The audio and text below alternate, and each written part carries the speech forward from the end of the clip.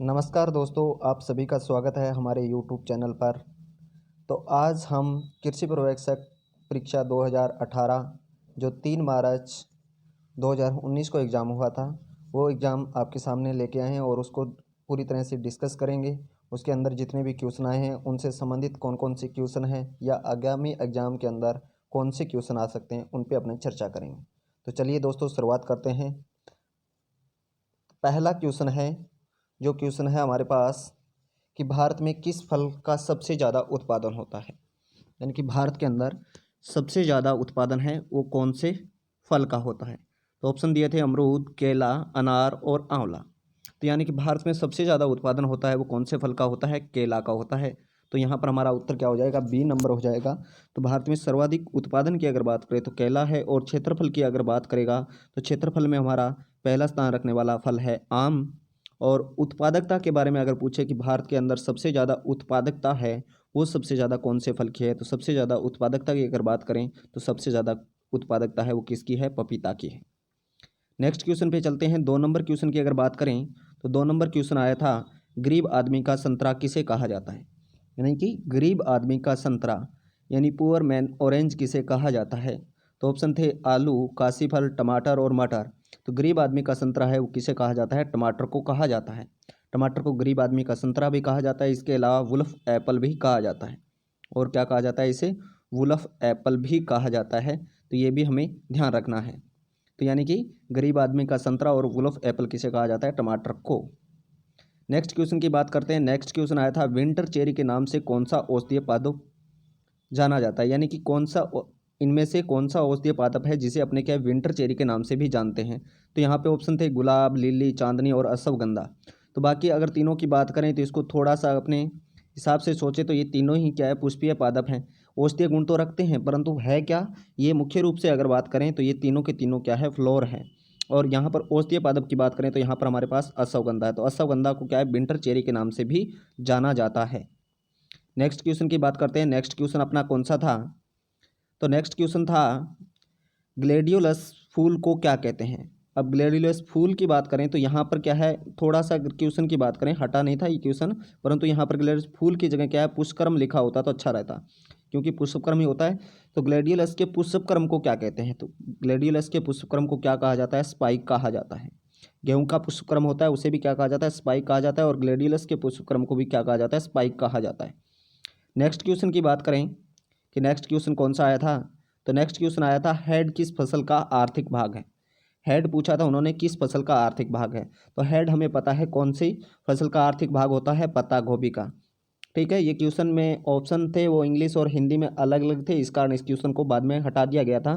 परंतु यहाँ पर अगर हिंदी वाले के हिसाब से देखें तो अपना उत्तर यहाँ पर क्या हो जाएगा, पत्ता गोभी होगा। उसके अलावा फूल गोभी के जो आर्थिक भाग की बात करें तो वो क्या होता है, कर्ड होता है। ठीक है, और गांठ गोभी के आर्थिक भाग को नोब कहा जाता है। ठीक है, KNOB, नोब। ठीक है, यानी कि जो गांठ गोभी होता है उसके आर्थिक भाग को नोब कहा जाता है, फूल गोभी के कर्ड कहा जाता है, और पत्ता गोभी का यहाँ पर दिया हुआ है क्या कहा जाता है, हेड कहा जाता है।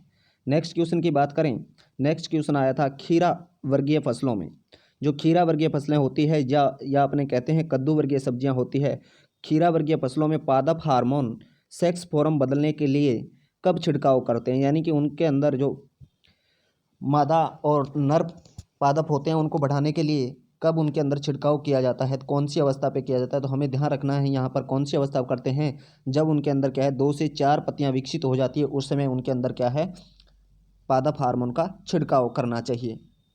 नेक्स्ट क्वेश्चन की बात करें तो नेक्स्ट क्वेश्चन आया था हमारे पास कि दुर्गापुरा मधु, यानी कि दुर्गापुरा मधु है वो किस फसल से संबंधित है। तो उन्होंने पूछा था दुर्गापुरा मधु है वो कौन से जो हमारा यानी कि कद्दू वर्गीय सब्जियां हैं जैसे तरबूज, खरबूज, गुलाब और खीरा की बात करें तो दुर्गापुरा मधु है। तो मधु है तो किसकी है, खरबूजे की किस्म है। और केवल मधु नाम आए यानी कि पूछे मधु किसकी किस्म है तो तरबूज की है, ये भी अपने को ध्यान में रखना है। तो दुर्गापुरा मधु किसकी हो जाएगी, खरबूजे की हो जाएगी। नेक्स्ट क्वेश्चन की बात करते हैं।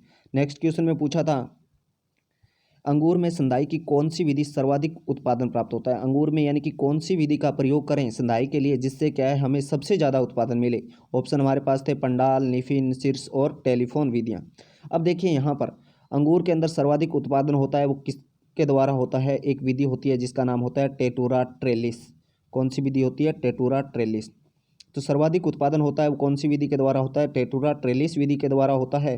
परंतु यहाँ पर अगर ऑप्शन के हिसाब से बात करें तो इनमें सबसे चारों में अगर बात करें तो सबसे ज़्यादा उत्पादन कौन सी विधि के द्वारा होता है? पंडाल विधि के द्वारा होता है। तो हमारा उत्तर क्या हो जाएगा? पंडाल विधि। परंतु अगर कभी आपको टेटुरा ट्रेलिस विधि की बात हो तो सबसे ज़्यादा उत्पादन की बात करें तो सबसे ज़्यादा उत्पादन होता है वो कौन सी विधि में होता है? टेटुरा ट्रेलिस विधि में होता है।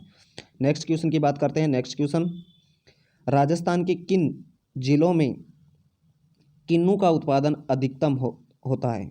तो राजस्थान के अंदर किन्नू की अगर बात करें तो राजस्थान में किन्नू है वो गंगानगर और हनुमानगढ़ में व्यावसायिक स्तर पर उगाया जाता है। सबसे पहले किन्नू की अगर बात करें तो इसको 1935 में एच.वी. फ्रॉस्ट नाम के व्यक्ति थे।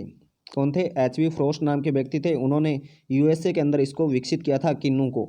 और भारत के अंदर लगभग 1959 के अंदर भारत के अंदर किन्नू को 1959 के अंदर पंजाब के अबोहर ज़िले के अंदर लाया गया था। और अबोहर, गंगानगर, हनुमानगढ़ ये ज़िले हैं, इनके अंदर मुख्य रूप से उगाया जाता है। पंजाब का अबोहर ज़िला है और इसके पास में गंगानगर, हनुमानगढ़ ज़िले हैं, इनमें व्यावसायिक रूप से खेती की जाती है किन्नू की।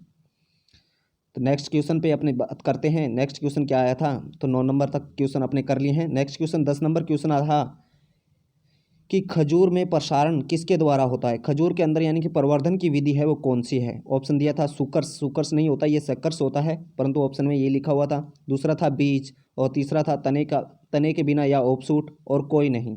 तो तने में प्रवर्धन, अब खजूर की अगर बात करें तो खजूर में प्रवर्धन होता है वो सक्कर्स और ऑफशूट दोनों के द्वारा होता है। परंतु यहाँ पर अगर बात करें तो मुख्य रूप से प्रवर्धन है वो किसके द्वारा होता है? ऑफशूट के द्वारा होता है। तो खजूर में जो प्रवर्धन की अगर बात करें तो मुख्य रूप से हमारा उत्तर क्या रहेगा यहाँ पर? ऑफशूट। तो खजूर में प्रवर्धन की कभी भी पूछे तो किसके द्वारा होता है? ऑफशूट के द्वारा होता है। और ऑफशूट का वजन है वो 8 से 15 किलोग्राम तक होना चाहिए। उसके बाद अगर बात करें नेक्स्ट क्वेश्चन की, तो नेक्स्ट क्वेश्चन आया था राजस्थान में अनार की कौन सी बहार सबसे उपयुक्त रहती है? राजस्थान में अनार की कौन सी बहार सबसे उपयुक्त रहती है? इसकी अगर बात करें तो राजस्थान के अंदर अगर बात करें अपने तो कौन सी बहार ली जाती है? राजस्थान के अंदर एक होती है मर्ग बहार, एक हस्त बहार और अम्बे बहार और उपयुक्त सभी। तो अनार में क्या होता है? 3 बार साल में 3 बार पुष्पन होता है। जब पहली बार यानी कि फरवरी मार्च के अंदर पुष्पन होता है तो उसे मर्ग बहार कहा जाता है। उसके बाद जून जुलाई के अंदर पुष्पन होता है तो उसे हस्त बहार कहा जाता है। और अक्टूबर नवंबर के अंदर पुष्पन होता है तो उसे अम्बे बहार के नाम से जाना जाता है। अब देखिए यहाँ पर राजस्थान की बात कर रहे थे। राजस्थान में अगर बात करें तो बहार कौन सी ली जाती है? मर्ग बहार सबसे उपयुक्त होती है। तो राजस्थान के अंदर कौन सी बहार ली जाती है? मर्ग बहार ली जाती है। परंतु अब अगर क्वेश्चन को थोड़ा सा वो मॉडिफाइड करके अगर पूछता आपसे, वो ये पूछता कि राजस्थान के अंदर जो जोधपुर के किसान हैं, राजस्थान में जो जोधपुर के किसान हैं वो कौन सी बहार लेते हैं? तो राजस्थान में जोधपुर के किसान हैं वो कौन सी बहार ली जाती है? उनके द्वारा हस्त बहार ली जाती है। जोधपुर के किसानों के द्वारा राजस्थान में वैसे मुख्य रूप से कौन सी बहार ली जाती है? मर्ग बहार ली जाती है। नेक्स्ट क्वेश्चन की बात करें तो नेक्स्ट क्वेश्चन है, उन्होंने पूछा था अफ्रीकन मेरीगोल्ड। अफ्रीकन मेरीगोल्ड गेंदे का वानस्पतिक नाम क्या होता है? अफ्रीकन मेरीगोल्ड के गेंदे की वानस्पतिक नाम की बात करें तो इसका वानस्पतिक नाम क्या होता है? टैक्स पेटुला, टैक्स इरेक्टा, टैक्स मेनुटा या टैक्स इनोटिफोलिया। तो इसकी अगर बात करें तो इसका अफ्रीकन मेरीगोल्ड होता है, इसका उपयुक्त नाम होता है टैक्स पेटुला। ठीक है, पेटुला होना चाहिए था, यहाँ पर गलत लिखा है। और जो यानी कि फ्रेंच गेंदा होता है उसका क्या होता है? टैक्स इरेक्टा होता है। नेक्स्ट क्वेश्चन की बात करें 13 नंबर क्वेश्चन की अगर बात करें, 13 नंबर क्वेश्चन आया था कि निम्न में से कौन सी विधि सघन बागवानी कहा जाता है? अब देखो सघन बागवानी, यहाँ पर ऑप्शन दिया था ट्रक गार्डनिंग, किचन गार्डनिंग, बेमौसम गार्डनिंग और इनमें से कोई नहीं। ये 4 ऑप्शन थे। निम्न में से कौन सी सघन बागवानी कहा जाता है? सघन का मतलब होता है पास पास। अब देखिए यहाँ पर अगर क्या है, एक ऑप्शन होता है हमारे पास मार्केट गार्डनिंग और एक होता है ट्रक गार्डनिंग। तो इन दोनों में से अगर बात करें मार्केट गार्डनिंग और ट्रक गार्डनिंग में, तब तो क्या होता है यहाँ पर हमारा उत्तर क्या रहता है? Market gardening. यानी कि मार्केट गार्डनिंग है उसमें क्या है? सघन बागवानी या उसे सघन खेती भी कहा जाता है, यानी कि मार्केट गार्डनिंग। परंतु यहाँ पर क्या है, हमारे पास मार्केट गार्डनिंग तो ऑप्शन में नहीं है, तो हमारा उत्तर क्या होगा यहाँ पर? Kitchen gardening. यानी कि किचन गार्डनिंग में हमारे पास क्या जगह कम है तो वहाँ पर अपने क्या सघन बागवानी करेंगे। तो यानी कि कम जगह होने के कारण वहाँ पर कैसी बागवानी करेंगे? सघन करेंगे, यानी कि पास पास पौधे लगाएंगे। जितनी हमारे पास जगह है उस कम जगह में हम क्या है अधिक उत्पादन लेने की कोशिश करेंगे। तो यहाँ पर हमारा उत्तर क्या आ जाएगा? Kitchen gardening. ठीक है, अब नेक्स्ट क्वेश्चन की बात करते हैं। नेक्स्ट क्वेश्चन कौन सा है? 14 नंबर क्वेश्चन। 14 नंबर क्वेश्चन है हमारे पास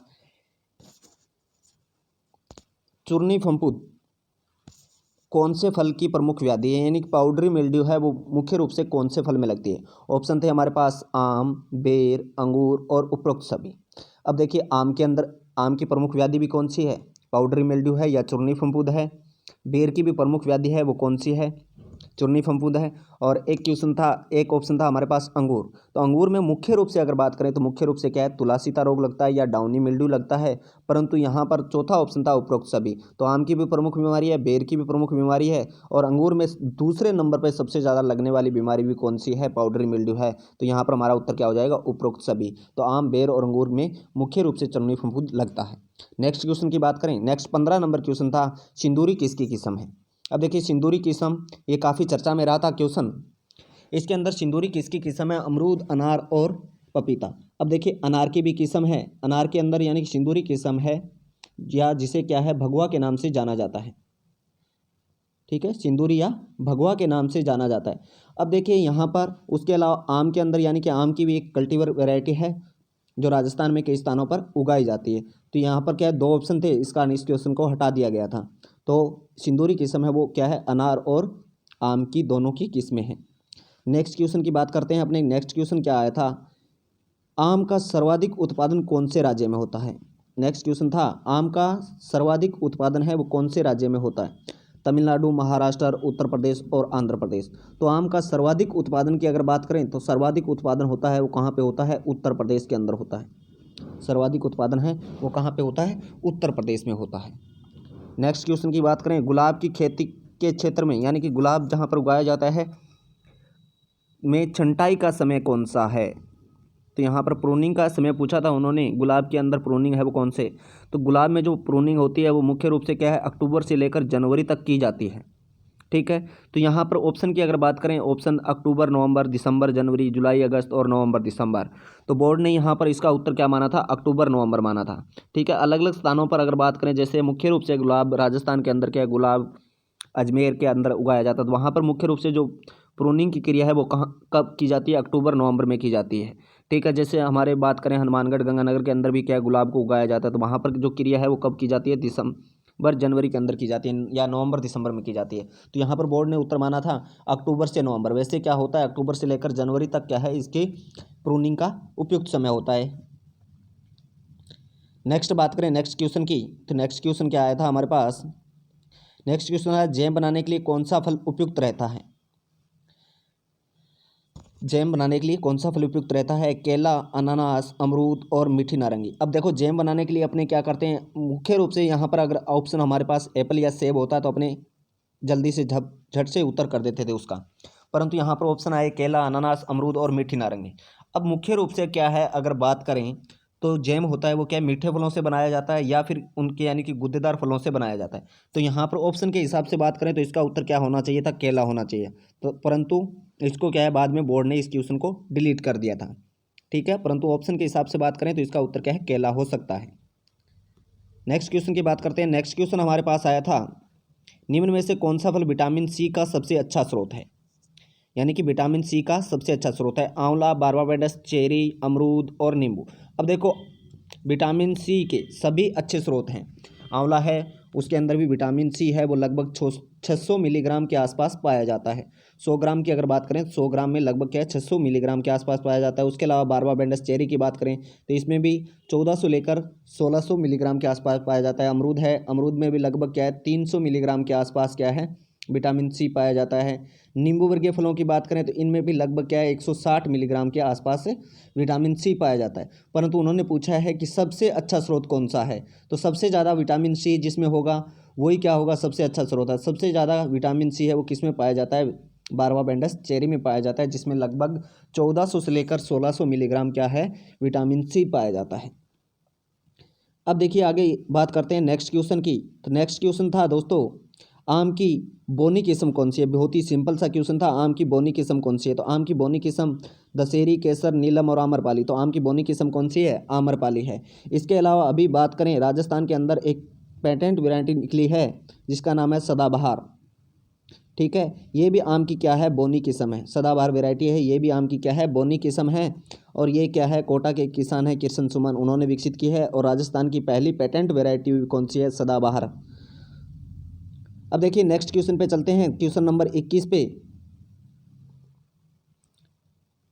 तो ये हिंदी के आ गए, इनको अपने छोड़ देते हैं। नेक्स्ट क्वेश्चन अपने ये क्वेश्चन पढ़ लिए हैं। उसके बाद अगर बात करें तो नेक्स्ट क्वेश्चन था हमारे पास 36 नंबर क्वेश्चन। 36 नंबर क्वेश्चन, लवणीय मृदाओं को किस विधि से सुधारा जाता है। अब देखिए लवणीय मृदाओं की अगर बात करें तो लवणीय मृदाओं को कौन सी विधि से सुधारा जाता है। अब देखिए पहले बात करते हैं चूने का प्रयोग। चूने का प्रयोग है वो कौन सी मृदाओं में किया जाता है। चूने का प्रयोग है वो कौन सी मृदाओं में किया जाता है, अम्लीय मृदाओं में किया जाता है। यानी कि अम्लीय को क्या लगा देना चाहिए, चूना लगा देना चाहिए। अम्लीय को क्या लगा देना चाहिए, चूना लगा देना चाहिए। तो अम्लीय मृदाओं में कौन किसका प्रयोग करते हैं, चूने का प्रयोग करते हैं। क्षारीय मृदाओं में किसका करते हैं, जिप्सम का। परंतु जो क्या है भौतिक क्रियाएं होती है, भौतिक विधि के द्वारा भी अपने क्या है लवणीय मृदाओं को सुधार सकते हैं। ठीक है, निस्पंदन के द्वारा, या अपने इंग्लिश के अंदर इसके ऑप्शन देखें तो यहाँ पर अपने को क्या है लीचिंग दिया हुआ है। लीचिंग का मतलब क्या होता है, लीचिंग का मतलब होता है जैसे अपने क्या है यहाँ पर क्या है सिंचाई, ये हमारी भूमि है और इसमें अपने सिंचाई करेंगे तो जो लवण होते हैं वो भूमि के अंदर क्या है नीचे की तरफ पानी के साथ क्या है नीचे की तरफ बह जाते हैं। तो ये क्रिया क्या कहलाती है, लीचिंग कहलाती है। तो निस्पंदन विधि या लीचिंग के द्वारा क्या है अपने लवणीय मृदाओं को सुधार सकते हैं। परंतु जो अपने क्या है अम्लीय और क्षारीय मृदाएं होती है उनको क्या है इस विधि के द्वारा नहीं सुधारा जाता। तो यहाँ पर हमारा उत्तर क्या हो जाएगा, निस्पंदन विधि या लीचिंग के द्वारा इसको सुधार सकते हैं। तो इसका उत्तर क्या हो जाएगा हमारा, निस्पंदन विधि।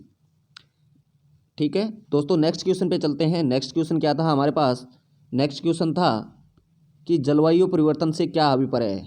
अब देखिए यहाँ पर जलवायु की बात, साप्ताहिक मौसम। जलवायु का मतलब क्या होता है, यानी कि हम कह सकते हैं वायुमंडल की दीर्घकालीन दशा को क्या कह सकते हैं, जलवायु कह सकते हैं। या मौसम की दीर्घकालीन दशा को क्या कहते हैं, जलवायु कहते हैं। तो अब देखो 7 दिन के अंदर क्या है मौसम में बदलाव होगा, उसे जलवायु थोड़ी कहेंगे। हम तो क्या कहेंगे कि पिछले 7 दिन से मौसम है उसमें कुछ ना कुछ बदलाव हुआ है, यही बोलते हैं मासिक। या हम कह सकते हैं कई बार कहते हैं अपने क्या है पिछले 1 महीने से तो क्या है मौसम ही खराब है। या हम कहते हैं आज का तो मौसम बिल्कुल ख़राब है। तो ये तीनों ऑप्शन भी कट हो जाएंगे। तो यहाँ पर उत्तर हमारा क्या होगा, लंबे समय के लिए, यानी कि लगभग 30 से 35 वर्ष के मौसम का जो औसत होता है वो क्या कहलाता है, जलवायु कहलाता है। तो हमारा उत्तर क्या हो जाएगा, डी हो जाएगा। ठीक है दोस्तों, नेक्स्ट क्वेश्चन पे बात करते हैं। नेक्स्ट क्वेश्चन है मृत्तिका कणों का व्यास होता है, यानी कि जो कले मिट्टी होती है उसके कणों की व्यास की बात करें तो उसके कणों के व्यास की बात करें तो उनका कणों का व्यास क्या होता है, 0.002 mm से कम होता है। यहाँ पर ऑप्शन क्या आ जाएगा, सॉरी 1 नंबर ऑप्शन आएगा, यानी कि 0.002 मिमी से कम। अभी एसएफ का एग्जाम हुआ तो उसी के अंदर ये रिपीट हुआ है, तो ये क्वेश्चन बहुत बार पूछा जाता है। तो हमारा उत्तर क्या हो जाएगा यहाँ पर 0.002 मिमी से कम। तो ये क्या है, जो कले मिट्टी होती है उसके कणों का आकार होता है। नेक्स्ट क्वेश्चन की बात करते हैं। नेक्स्ट क्वेश्चन, अमोनियम सल्फेट के उर्वरक का तुल्यांकीय अम्लता कितनी होती है, यानी कि अमोनियम सल्फेट उर्वरक की तुल्यांकीय अम्लता कितनी होती है। यानी अपने क्या है अमोनियम सल्फेट का प्रयोग करते हैं तो क्या हो जाता है, मृदा होती है वो क्या हो जाती है, अम्लीय हो जाती है। और उस अम्लीयता को दूर करने के लिए क्या है अपने कैल्शियम कार्बोनेट का यूज करते हैं। तो उसको कितना डालेंगे, जैसे अपने के बात करें कि अमोनियम सल्फेट हमने क्या है 1 हेक्टेयर के अंदर 100 किलोग्राम डाला, 100 किलोग्राम डाला, जिसके कारण हमारे मृदा का पीएच मान था 7 और 7 से क्या हो गया हमारा, यानी कि 5 आ गया। ठीक है, यानी कि मृदा कैसी हो गई, अम्लीय हो गई। अब इस 5 से वापिस यानी कि इसको उदासीन करने के लिए 7 तक ले जाना होगा, इसलिए हम क्या करेंगे उसके अंदर कैल्शियम कार्बोनेट को डाला जाता है। कैल्शियम कार्बोनेट को डालेंगे जिससे क्या है ये पीएच मान बढ़कर हमारा क्या हो जाएगा, 7 के आसपास। तो अगर 100 किलोग्राम हमने अमोनियम सल्फेट डाला है तो उसके अंदर कितना डालेंगे कैल्शियम कार्बोनेट, जिससे क्या हो जाए कि हमारी मृदा है वो उदासीन हो जाए। तो उसके अंदर अपने क्या है 110 किलोग्राम डालते हैं, तो इसका अम्लीयता तुल्यांक है वो कितना हो जाएगा, 110 हो जाएगा। तो हमारा यहाँ पर उत्तर क्या हो जाएगा, 110। नेक्स्ट क्वेश्चन की बात करते हैं। निम्न में से फास्फोरस उर्वरक में कौन सा अम्लीय मृदा हेतु उपयुक्त है। यहाँ पर देखिए दोस्तों ऑप्शन था rock phosphate, ammonium sulphophosphate, di ammonium phosphate और डाई कैल्शियम फास्फेट। अब यहाँ पर उन्होंने पूछा कि अम्लीय मृदाओं में किसका प्रयोग किया जाता है। रॉक फास्फेट का भी अम्लीय मृदाओं में किया जाता है और डाई कैल्शियम फास्फेट है इसका भी अम्लीय मृदाओं में प्रयोग किया जाता है, दोनों का प्रयोग किया जाता है।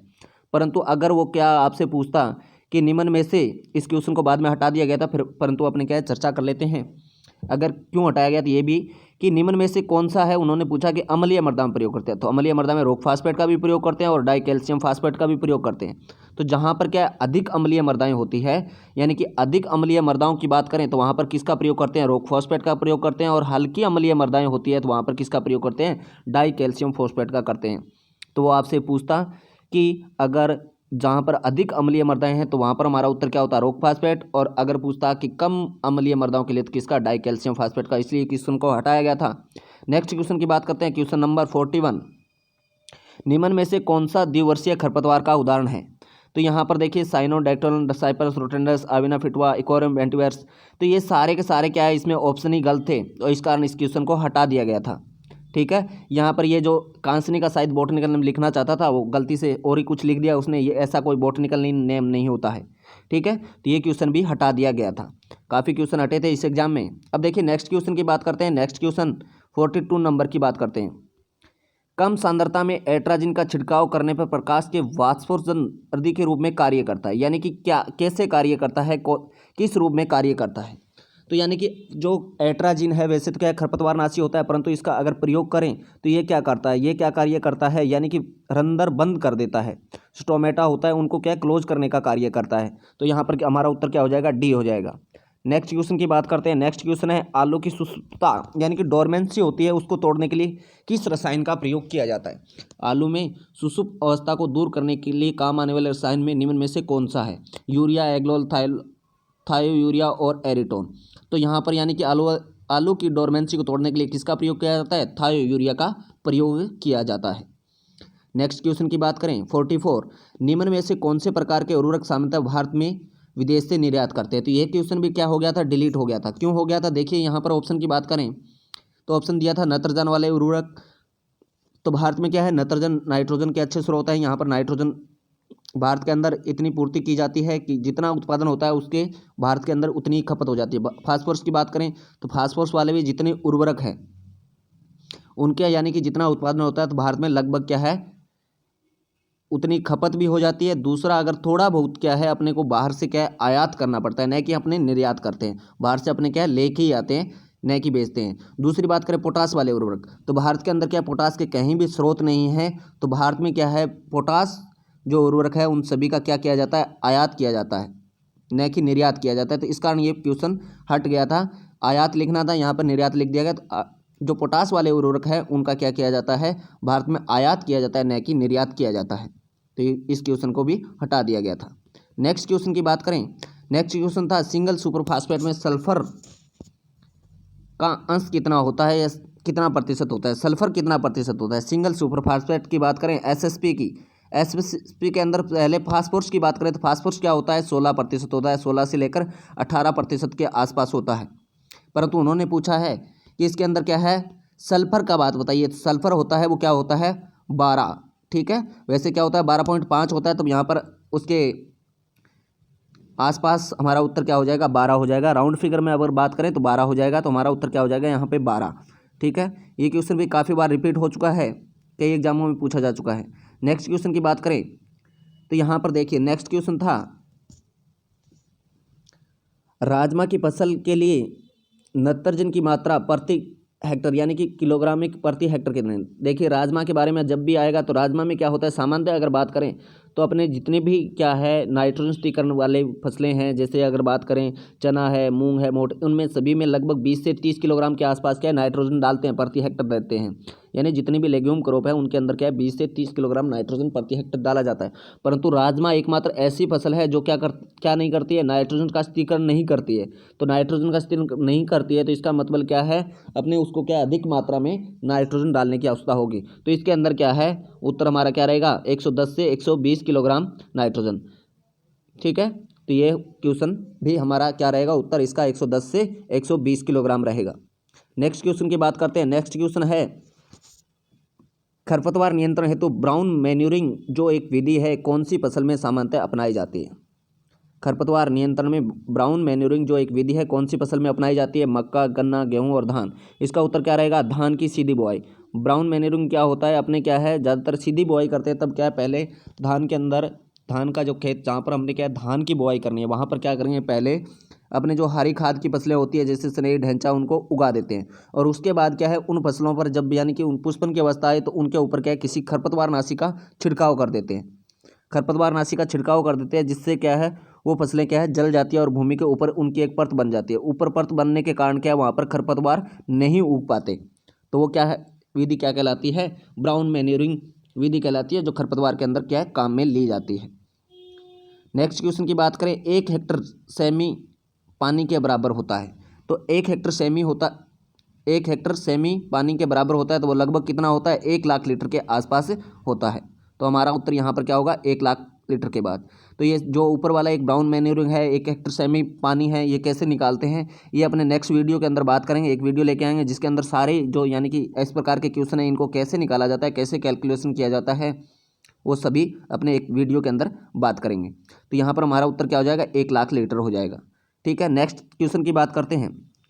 नेक्स्ट क्वेश्चन था कक्ष कलिकाओं की शाखाओं में बढ़वार कहलाती है। जो यानी कि जैसे अगर बात करें ये हमारा पौधा है और इसके ये यहाँ से जो निकलने वाली जो बढ़वार है उसको क्या कहते हैं, तो यहाँ से जो निकलेगी उसे अपने क्या कहते हैं, शाखा निकलते हैं कहते हैं या ब्रांचिंग, यानी कि तने के पास से जो शाखाएं होती है उनसे निकलती है उन्हें क्या कहा जाता है, शाखा निकलना या ब्रांचिंग ही कहा जाता है।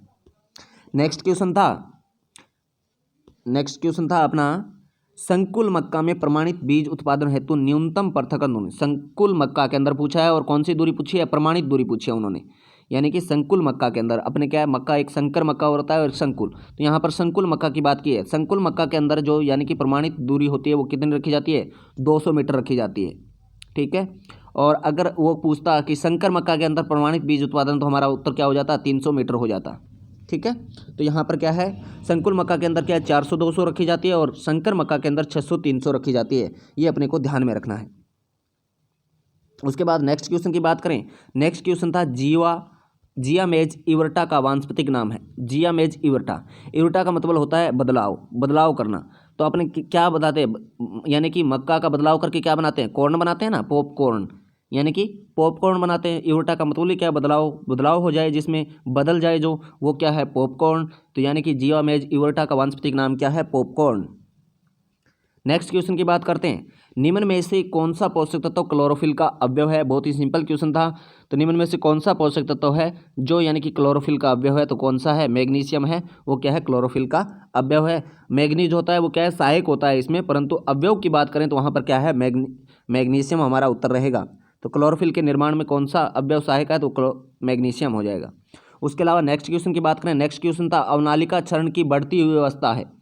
अब देखिए अवनालिका क्षरण बढ़ती हुई अवस्था है, बढ़ती हुई अवस्था है। तो यानी कि अपने क्रम से बात करें तो सबसे पहले क्या होता है, बौछार क्षरण, उसके बाद परत क्षरण। यानी कि पहले क्या आता है, परत बौछार आता है, उसके बाद क्या आता है, परत क्षरण, और उसके बाद क्या आता है, रिल, और रिल के बाद क्या आता है, अवनालिका।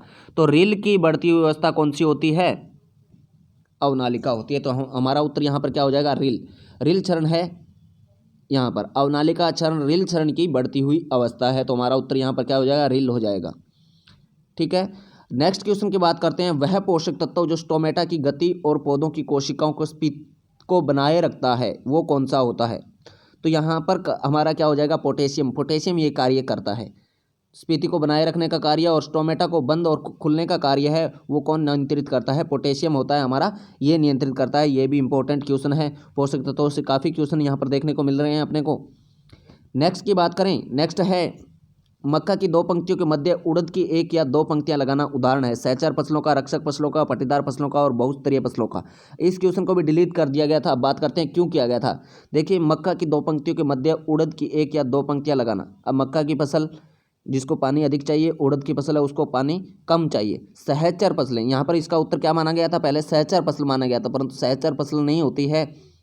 ठीक है, यानी कि जब क्या है, सहचर फसलें वो होती है जिनमें यानी कि 2 फसलों के बीच में क्या हो, थोड़ा बहुत कंपटीशन हो। तो यहाँ पर इन दोनों मक्का और मध्य उड़द के बीच में कोई कंपटीशन नहीं होता है। दोनों की हाइट भी अलग होती है, दोनों के अंदर जल मांग है वो भी क्या है, अलग होती है। तो दोनों की अगर समान जल मांग होगी, समान हाइट होगी, तब कंपटीशन होगा। इसमें तो उड़द तो छोटा है, उसकी जलमांग भी कम है, मक्का की जलमांग भी क्या है, अधिक है, हाइट भी थोड़ी अधिक है, तो यहाँ पर कंपटीशन हो भी नहीं सकता। तो और कंपटीशन नहीं है तो इसका मतलब क्या है, सहचर फसलें नहीं है, ये तो क्या है, समांतर फसलें हैं। तो यहाँ पर समांतर फसलें ऑप्शन में नहीं है, तो इस क्वेश्चन को बाद में डिलीट कर दिया गया था। नेक्स्ट क्वेश्चन की बात करते हैं दोस्तों। नेक्स्ट क्वेश्चन है हमारा, ये एनिमल के क्वेश्चन आ गए, अपने एग्रोनॉमी की हॉर्टिकल्चर के क्वेश्चनों की बात कर ली। किस बीमारी में पशु का पोस्टमार्टम नहीं किया जाता, यानी कि कौन सी बीमारी है जिसमें पशुओं का पोस्टमार्टम नहीं किया जाता। तो इस क्वेश्चन को अपने देखेंगे तो ऑप्शन आए थे हमारे पास एंथ्रेक्स, लैम्पीजा या धनुषाय, टिटनस और थनैला। अब देखो यहाँ पर एंथ्रेक्स अपने पढ़ते हैं कि एंथ्रेक्स होता है वो क्या होता है, मनुष्य से पशुओं में फैलने वाला एक रोग होता है। तो यानी कि मनुष्य से पशुओं में फैलने वाला रोग होता है। तो अगर क्या है इसका, अगर पशु मर गया उसका पोस्टमार्टम करेंगे तो ये पशु, उनके जो जीवाणु होते हैं वो क्या है अपने शरीर में आ सकते हैं, इसलिए इसका क्या है पोस्टमार्टम नहीं किया जाता। तो हमारा उत्तर क्या हो जाएगा यहाँ पर, एंथ्रेक्स। नेक्स्ट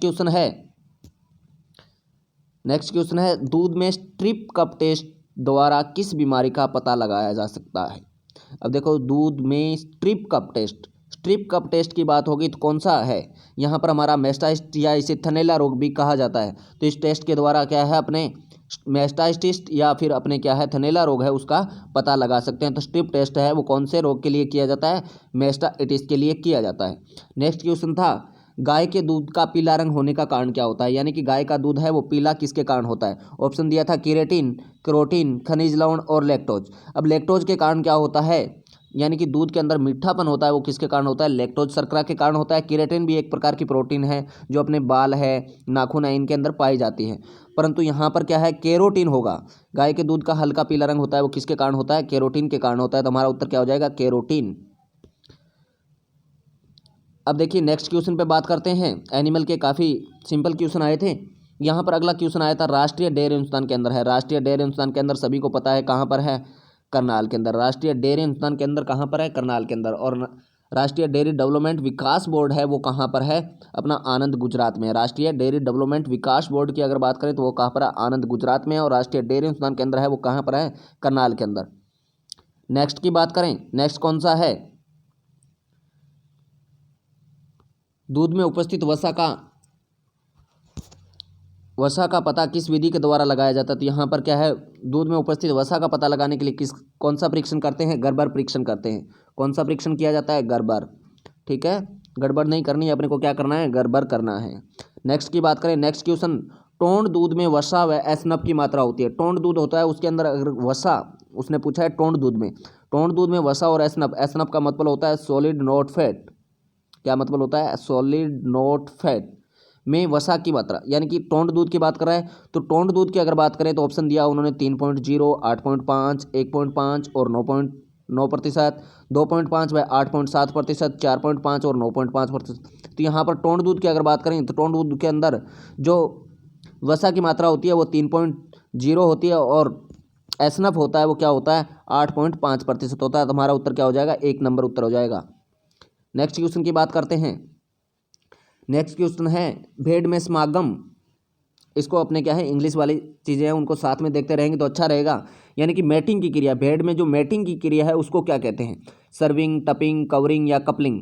तो भेड़ के अंदर काफ़ी इंपॉर्टेंट है, बहुत बार पूछा जाता है। भेड़ के अंदर जो मैटिंग की क्रिया होता है उसे क्या कहा जाता है, अपने टपिंग कहा जाता है। क्या कहा जाता है, टपिंग या टूपिंग कहा जाता है। ये अभी आरआरबी एसओ का एग्जाम हुआ था उसके अंदर भी ये क्वेश्चन आया था, भेड़ में यानी कि मैटिंग की क्रिया उसको क्या कहा जाता है, टपिंग। एएफओ के अंदर भी पूछा जा चुका है, एग्रीकल्चर सुपरवाइजर में यह हम पढ़ ही रहे हैं। तो ये क्वेश्चन काफ़ी इंपॉर्टेंट है, बहुत बार पूछा जाता है। तो भेड़ में मैटिंग की क्रिया है उसे क्या कहा जाता है, टपिंग कहा जाता है। उसके बाद नेक्स्ट क्वेश्चन आया था, अवकालीन नस्ल किसकी है। तो अवकालीन नस्ल है वो किसकी है, भेड़ की है। अवकालीन है वो नस्ल किसकी है, भेड़ की है। उसके अलावा एक अभिवस्थर नस्ल है वो भी किसकी है, भेड़ की है। तो ये भेड़ की नस्लें हैं, यानी कि संकर नस्लें हैं। उसके अलावा अगर बात करें, किस पशु के दूध में इंसुलिन की मात्रा है वो सर्वाधिक पाई जाती है, यानी कि किस पशु के दूध में इंसुलिन की मात्रा। तो अपने क्या करते हैं, जो ऊँटनी का दूध होता है उसको क्या है, जब व्यक्ति को क्या है मधुमेह या डायबिटीज हो जाता है तब यूज करते हैं। तो यहाँ पर क्या है, ऊँटनी का दूध होता है वो क्या है, उसके अंदर इंसुलिन की मात्रा अधिक होती है, क्योंकि जो डायबिटीज होता है वो क्या होता है, इंसुलिन की कमी के कारण होता है। और इसलिए अपने क्या है, उसको व्यक्ति को क्या है ऊँटनी का दूध पिलाते हैं, जिससे क्या है उस व्यक्ति के अंदर क्या है इंसुलिन हार्मोन की क्या है पूर्ति हो जाए। इस कारण क्या है, अपने एक ध्यान रखना है कि ऊँटनी के दूध में क्या है इंसुलिन की मात्रा होती है वो क्या होती है, अधिक होती है। उसके बाद बहुत ही अच्छा क्वेश्चन आया था, रट या मस्त अवस्था किस पशु में देखने को मिलती है। ठीक है, रट या मस्त अवस्था है वो किस में देखने को मिलती है, ऊँट के अंदर देखने को मिलती है। तो रट या मस्त है वो किस में देखने को मिलती है? ऊंट के अंदर। ठीक है, यानी कि यहाँ पर रट या मस्त बहुत ही इंपॉर्टेंट क्वेश्चन है। अगली बात करें, अगला क्वेश्चन, यहाँ पर पशु में गलघोंटू बीमारी का कारण क्या है? गलघोंटू बीमारी, एचएस की बात करें, पशुओं के अंदर जो गलघोंटू बीमारी है वो किसके कारण होती है? जीवाणु के द्वारा होती है। किसके कारण होती है? जीवाणु के कारण होती है। नेक्स्ट क्वेश्चन की बात करें, नेक्स्ट क्वेश्चन आया था दुग्ध बुखार या milk fever is type of disease, यानी दुग्ध बीमारी का कारण है वो क्या है? यानी कि किसके कारण होती है? जीवाणु जनित है? नहीं जी। विषाणु जनित है? नहीं जी। प्रोटोजोआ जनित है? नहीं जी। उपापचय, यानी कि जब क्या है कोई रोग पशुओं के अंदर किसी पोषक तत्वों की कमी या किसी पोषक तत्वों की अधिकता के कारण होता है या तापमान वगैरह के कारण होता है, तो उसे अपने क्या कहते हैं? उपापचयी रोग कहा जाता है या मेटाबॉलिक डिजीज कहा जाता है। तो यहाँ पर क्या है, दुग्ध बीमारी होता है वो किसकी कमी से होता है? कैल्शियम की कमी से होता है। तो ये हमारा उत्तर क्या हो जाएगा? उपापचयी या मेटाबॉलिक है वो हमारा उत्तर हो जाएगा। नेक्स्ट क्वेश्चन की बात करते हैं, यहाँ पर पशुओं के अंदर खुरपक्का व मुंहपक्का बीमारी का कारण है, यानी कि जो FMD होता है, फूड एंड माउथ डिजीज, वो किसके कारण होता है? तो वायरस। अब देखिए यहाँ पर ये वायरस, तो हमारा उत्तर क्या हो जाएगा? वायरस या विषाणु जनित रोग है FMD। इसके अलावा पशुओं के अंदर रिंडरपेस्ट होता है या पशु प्लेग रोग होता है, वो भी क्या होता है? वायरस जनित होता है। नेक्स्ट क्वेश्चन की बात करते हैं। नेक्स्ट क्वेश्चन आया था, निम्न में से गाय की कौन सी नस्ल बहरवाक के लिए पाली जाती है? यानी कि अब इसमें बात करें राठी, साहिवाल, गिर, नागौरी, तो सबको पता है नागौरी नस्ल है वो क्या है? बहरवाक नस्ल है।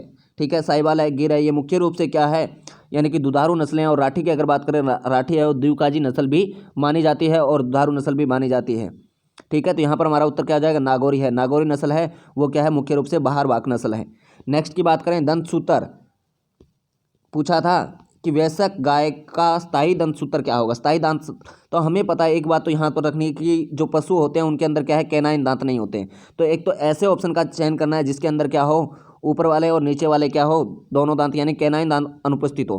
तो यहाँ पर इसमें भी कैनाइन दांत है। इन दोनों ऑप्शनों की बात करें तो इनमें कैनाइन दांत है, परंतु इन दोनों में नहीं है। तो उत्तर हमारा यहाँ से निकलेगा, इन दो से निकलेगा। ठीक है, उसके अलावा हमें यह भी पता होना चाहिए कि पशुओं के अंदर जो इनसाइजर दांत होते हैं वो क्या है? ऊपरी जबड़े के अंदर क्या है? अनुपस्थित होते हैं। इनसाइजर दांतों की बात कर रहा हूँ। इनसाइजर दांत होते हैं वो क्या है? ऊपरी जबड़े में उपस्थित होते हैं। तो इसके अंदर बी नंबर ऑप्शन के अंदर अगर बात करें तो इसके अंदर आप देखोगे ऊपर क्या है? 4 लिखा हुआ है। मतलब क्या है? ये कह रहा है कि ऊपरी जबड़े में 4 दांत है परंतु होते नहीं है। तो हमारा उत्तर क्या हो जाएगा? 1 नंबर। ठीक है, बहुत ही अच्छा। अपने क्या है? ऑप्शन को काट कर सिंपल से कर सकते हैं। तो हमें पता है कि इन पशुओं के अंदर क्या है? इनसाइजर दांत नहीं होते हैं, जो यानी कि रोमिनेट्स पशु होते हैं, जुगाली करने वाले पशु होते हैं, उनके अंदर क्या है? कैनाइन दांत होते हैं, वो क्या होते हैं? अनुपस्थित होते हैं। ठीक है, अब देखिए आगे बात करते हैं।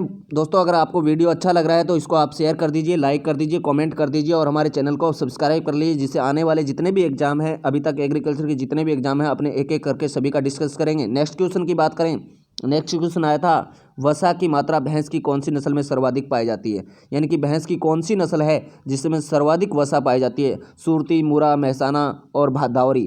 तो यानी कि आप सभी को पता है, ये बहुत ही सिंपल क्वेश्चन था। तो कौन सी नस्ल में पाई जाती है? भदावरी के अंदर, यानी कि लगभग क्या है? 12.9% के आसपास या लगभग 13% के आसपास क्या है? इसमें वसा की मात्रा पाई जाती है। इसके अलावा सुरती नस्ल है, इसके सींग होते हैं वो क्या होते हैं? हंसी आकार होते हैं। मुरा नस्ल के सींग कैसे होते हैं?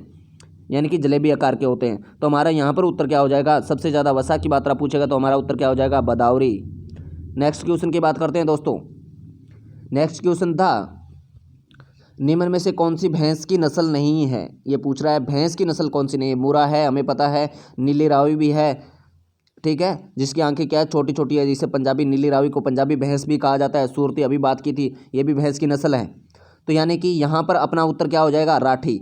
ये राठी क्या है? गाय की नस्ल है। राठी है जो मुख्य रूप से बीकानेर, हनुमानगढ़ और गंगानगर जिलों के अंदर पाई जाती है। राठी है वो कहाँ की किसकी नस्ल है? गाय की नस्ल है। तो ये भैंस की नस्ल नहीं है। उसके बाद अभी बात की थी हमने कि अंशियाकार सींग भैंस की किस नस्ल का प्रमुख लक्षण है? तो अंशियाकार सींग के नस्ल है, लक्षण है वो किसके है? सुरती नस्ल के हैं। उसके बाद भारत की बकरियों की सबसे बड़ी नस्ल की बात करें, भारत के अंदर सबसे बड़ी नस्ल है तो ये हमारा उत्तर क्या हो जाएगा? जमुनापुरी।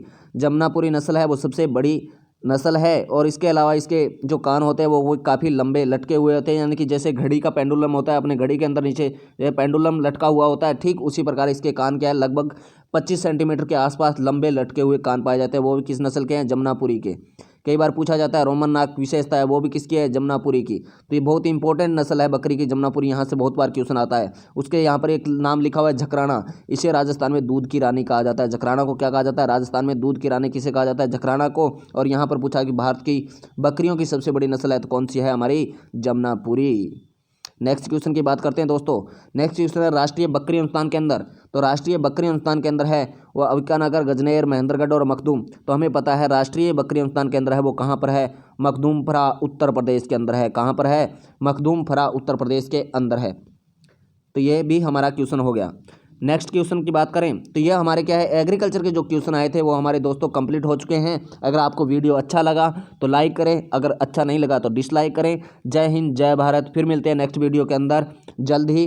आपका दिन शुभ रहे, अगर आप रात को देख रहे हैं तो आपकी रात्रि शुभ रहे। जय हिंद, जय भारत।